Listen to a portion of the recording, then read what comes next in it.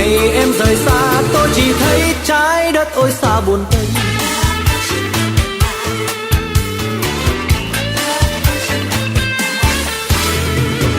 Xuống phố bỗng thấy thấp thoáng dáng ai vừa qua, cứ ngỡ bóng dáng mái tóc ngát hương người xưa. Thì ra mình say nên tưởng bóng dáng xưa trở về. Chiều đông người qua sao chỉ thấy trái đất chỉ riêng mình ta.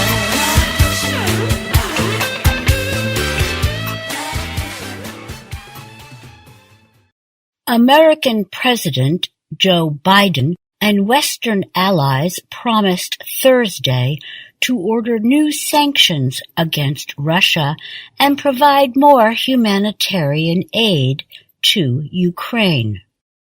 Earlier, Ukraine's President Volodymyr Zelenskyy urged the leaders to provide more military aid so the country can fight Russia's invasion. He spoke with the leaders over video links. The unusual series of meetings were organized by NATO, the Group of 7 industrialized nations, and the European Union. Western leaders continue the search for ways to increase pressure on Russian President Vladimir Putin, but avoid anything that could expand military actions. Zelenskyy spoke to a NATO gathering by video from Kyiv. He called for military assistance without limitations, as Russia is without limits using its entire arsenal. He asked for anti-air and anti-ship weapons. He urged NATO to provide Ukraine with 1% of all its tanks and planes. We can't just buy those, Zelenskyy said. When we will have all this, it will give us, just like you, 100% security. Biden, who is attending all 3 meetings, said more aid was on its way. We are committed to identifying additional equipment, including air defense systems, to help Ukraine, Biden said in a written statement after the NATO meeting. Billions of dollars worth of military equipment have already been provided. An American official said Western nations were discussing the possibility of providing anti-ship weapons. There are concerns that Russia will launch attacks against Ukraine from the Black Sea. The Biden administration announced that the U.S. will welcome 100,000 Ukrainian refugees and provide an additional $1 billion in food, medicine, water, and other supplies. It also said it will increase sanctions against Russia to include lawmakers and owners of weapon manufacturing companies. As Russia's difficulties increase, NATO Secretary-General Jens Stoltenberg warned China against coming to its rescue. They should join the rest of the world and clearly condemn the brutal war against Ukraine and not support Russia, he said. The leaders also discussed Russia's most dangerous weaponry, including biological, chemical, and nuclear arms. Biden has said that possibility is a real threat. Earlier this week, Putin spokesman Dmitry Peskov told CNN that Russia could consider using its nuclear weapons if it felt there was an existential threat for our country. One European diplomat said Western leaders would continue having quiet discussions on what to do if Russia uses what would be the world's first use of a tactical nuclear weapon. The Russian invasion has caused European nations to reconsider their military spending. Stoltenberg opened the NATO meeting by saying, NATO must accept a new security reality in Europe. We are united in condemning the Kremlin's unprovoked aggression, Stoltenberg said. There is a worry that unity will be tested as the cost of the war begins to affect the international economy. The increase of forces along NATO's edge will also put financial pressure on its member countries. I'm Susan Shand.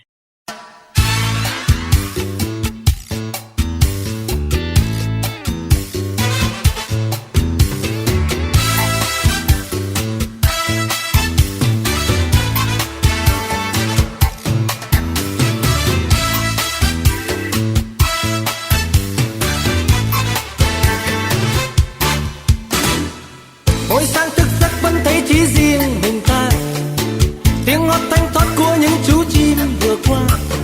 Ngày vui lại lên sao lòng thấy cô đơn lạ thường. Ngày em rời xa tôi chỉ thấy trái đất ôi xa buồn tênh.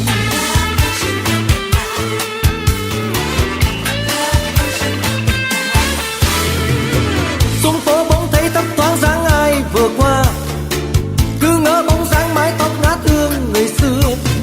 Thì ra mình say nên tưởng bóng dáng xưa trở về. Chiều đông người qua sao chỉ thấy trái đất chỉ riêng mình ta.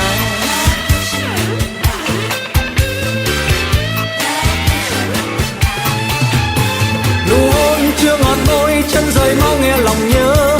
Bàn tay bu rời mau ngăn lệ rơi nghe lòng đau. Rồi em quay mặt đi con đường không em buồn tênh. Em buông lời bao thương yêu anh trao anh đây chơi vơi.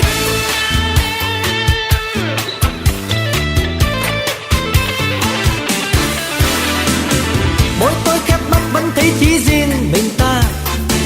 Có nuối tiếc mãi mới biết trái ngang đời ta. Ngày em rời xa không lời nói chia ly vội vàng. Để riêng mình ta ôm mình bóng đắng cay chỉ riêng mình ta.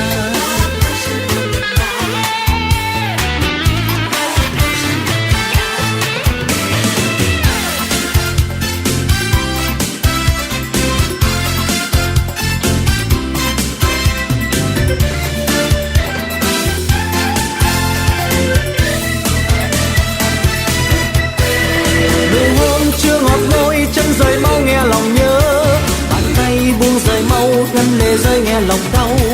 Rồi em quay mặt đi con đường không em buồn tênh.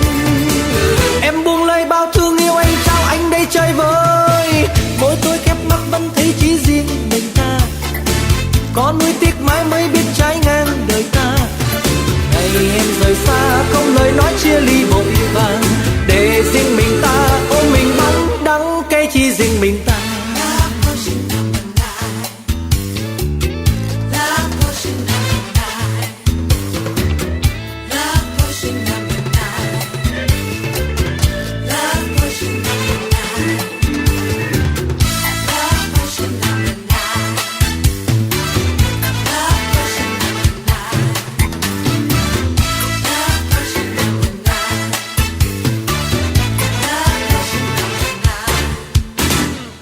Mỗi sáng thức giấc vẫn thấy chỉ riêng mình ta. Tiếng hót thanh thoát của những chú chim vượt qua. Ngày vui lại lên sao lòng thấy cô đơn lạ thường. Ngày em rời xa tôi chỉ thấy trái đất ôi xa buồn tênh.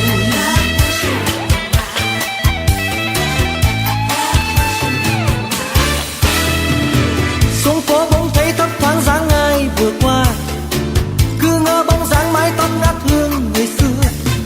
Thì ra mình say nên tưởng bóng dáng xưa trở về. Chiều đông người qua sao chỉ thấy trái đất chỉ riêng mình ta.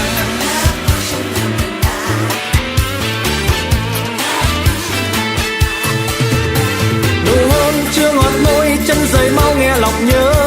Bàn tay buông rời mau ngăn lệ rơi nghe lòng đau. Rồi em quay mặt đi con đường không em buồn tênh. Em buông lời bao thương yêu anh trao anh đây chơi vơi.